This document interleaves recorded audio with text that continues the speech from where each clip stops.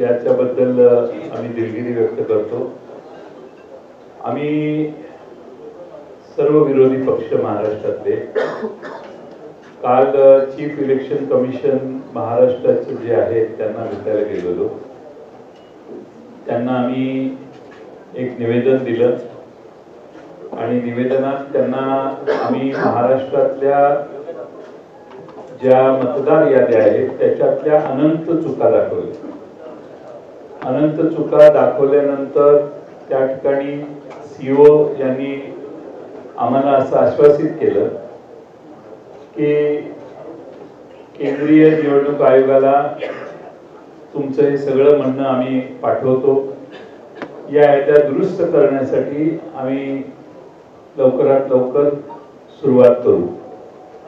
दुसऱ्या बाजूने महाराष्ट्र निवडणूक आयोग जो आहे, राज्य निवडणूक आयोग, त्यांच्या काही जबाबदाऱ्या आहेत असं त्यांनी सुचवल्यामुळं आज त्यांचे प्रश्न आणि दोघांचे प्रश्न म्हणून आज आम्ही त्यांची भेट घेतली।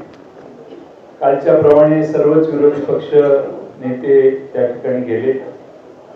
काही महत्त्वाचे एव्हिडन्सेस आम्ही दाखवले, काही पुरावे त्यांना दाखवले आणि त्या पुराव्याच्या सहित आम्ही आज त्यांना काही माहिती दिली। या पुराव्याच्या बरोबरच आम्ही त्यांना पत्रही दिलेलं आहे।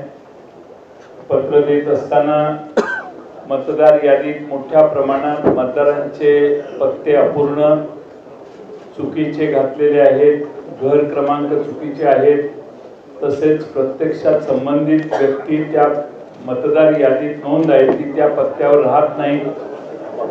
मी काही उदाहरणं त्यांना दिली। त्यामध्ये मुरबाडमध्ये जे मतदार आहे, मुरबाड मतदारसंघामध्ये, त्या मुरबाड मतदारसंघामध्ये बूथ क्रमांक 8 मध्ये 400 मतदारांचं एक घर आहे। 400 मतदार आहेत की ज्यांच्या घरासमोर फक्त डॅश आहे, म्हणजे घर नंबर डॅश आहे। बडनेरा विधानसभा मतदारसंघ बूथ नंबर 211 वरती 450 मतदारांचं घर क्रमांक 0 लिहिलेलं आहे। कामठी विधानसभामध्ये देखील 867 मतदारांचं घर निरंक आहे, घर नंबरच नाही। बऱ्याच ठिकाणी दुबार मतदार नोंदवण्यात आलेले आहेत, म्हणजे एका व्यक्तीला 8-8, 5-5, 4-4 वेळा मतदानाचा हक्क दिलेला आहे। एपिक नंबर एकच असतो अशी आजपर्यंत आपल्या सगळ्यांची खात्री होती, पण मतदार याद्यामध्ये अनेक वेगळ्या एपिक नंबरची माणसं आम्ही त्यांना निदर्शनाला आणून दिली। त्यामुळं नालासोपारा मतदारसंघामध्ये सुषमा गुप्ता या महिलेचं नाव एपिक वेगळ्या एपिक नंबर ID सह 6 वेळा नोंदवलेलं आहे आणि आपणच 12 ऑगस्टला विविध न्यूज चॅनलने माध्यमांमध्ये पुराव्यासह हे दाखवलं। 12 ऑगस्टला आपण दाखवलं। दुपारी 3 वाजता आमच्या पक्षाने, आमच्या कार्यकर्त्यांनी तपासलं तर आपण म्हणतात ती वस्तुस्थिती याच्यात होती मतदार यादीत ऑनलाईन, आणि 6 वाजता मात्र ती सगळी नावं या बाईंची, म्हणजे या श्रीमती गुप्ता ज्या आहेत त्यांचं नाव हे त्या ठिकाणाहून काढण्यात आलं। आमचा प्रश्न हा आहे की आपण न्यूज चॅनलच्या मार्फत एक बातमी दाखवता, दुपारी 3 वाजता या महिलेचे फोटो आणि एव्हिडन्स तुम्ही टेलिव्हिजनवर दाखवता, तर सकाळी दुपारी 3ला ती नावं असतात, 6ला ती नावं जातात। आमचा प्रश्न आम्ही निवडणूक आयोगाला विचारलेला आहे की ही नावं कोणी काढली, कोणी त्यावर तक्रार केली, तक्रार कधी करण्यात आली आणि कोणी स्थळ पाहणी केली, आणि हे फोटो एकाच महिलेचे आहेत याचं व्हेरिफिकेशन करण्याच्या कोणी नावं काढली। आमचा दावा असा आहे आणि आमचा समज व्हायला लागलेला आहे की राज्य निवडणूक आयोग किंवा केंद्रीय निवडणूक आयोगाचा सर्व्हर हा महाराष्ट्रात दुसरा कोणीतरी चालवतो असा आमचा आता अनुभव व्हायला लागलेला आहे, आणि दुसरा कोणीतरी परस्पर या मतदार याद्यांमध्ये नावं घालतो, मतदार याद्या उघड झाल्या की नावं काढतो।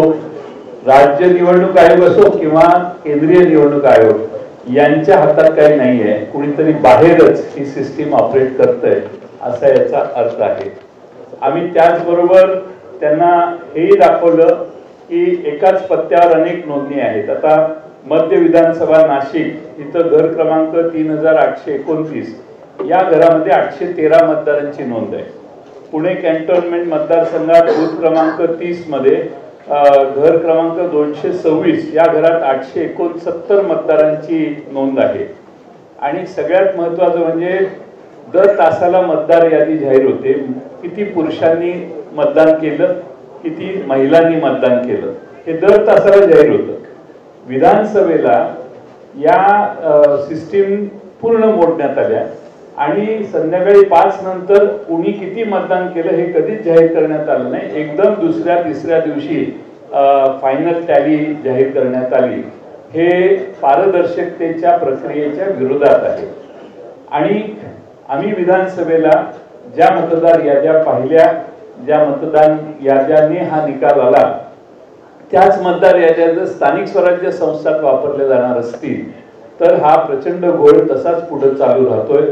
आणि म्हणून आम्ही राज्य निवडणूक आयोगाला आणि केंद्रीय निवडणूक आयोगाचे प्रतिनिधी सीओ यांना मागणी केली की या मतदार याद्या दुरुस्त केल्या पाहिजेत. ताबडतोबीने त्या दुरुस्त करा. तुम्ही 3 दिवस 4 दिवस वाढवून मुदत हे चालणार नाही. किमान या मतदार याद्या पूर्ण तपासा.